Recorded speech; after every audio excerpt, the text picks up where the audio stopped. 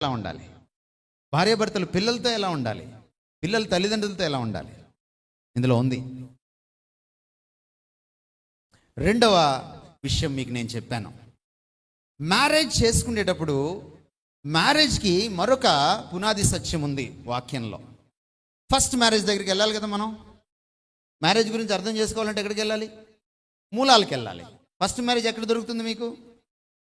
ఆదికాండం 1-2 అధ్యాయాల్లో దొరుకుతుంది మీకు కదా. మొదటి అధ్యాయం చివరి భాగంలోకి వచ్చి మీరు 28 నుంచి మీరు చదివితే మీరు చూడండి, మీకు కనపడేటువంటి విషయం ఏమని కనపడుతుందంటే, దేవుడు వారిని ఆశీర్వదించెను. వివాహానికి ఆశీర్వాదం ఎక్కడి నుంచి వస్తుంది? ఏమని ఆశీర్వదించాడు చూడండి. ఫలించి అభివృద్ధి పొంది విస్తరించి భూమిని నిండించి దాన్ని లోబర్చుకోవాలి.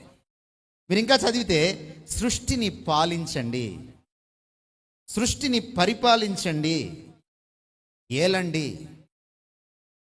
ఎవరు ఏలాలి? ఆదాము ఒక్కడేనా?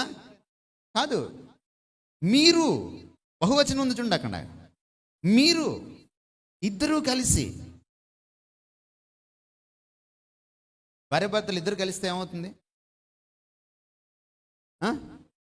ఏమవుతుంది? ఏళ్తారు మీరు ప్రపంచాన్ని. భార్యాభర్తలు ఇద్దరు కలిస్తే ఏమవుతుంది? అది కూడా దేవుడి అధికారం క్రింద కలిసి ఉంటే ఏమవుతుంది? ఏలుబడి జరుగుతుంది. కలిసి ఉండకపోతే ఏమవుతుంది? వేరే వాళ్ళు మిమ్మల్ని ఏలడం మొదలెడతారు, వేరే వాళ్ళకి మీరు బానిసలు అయిపోతారు.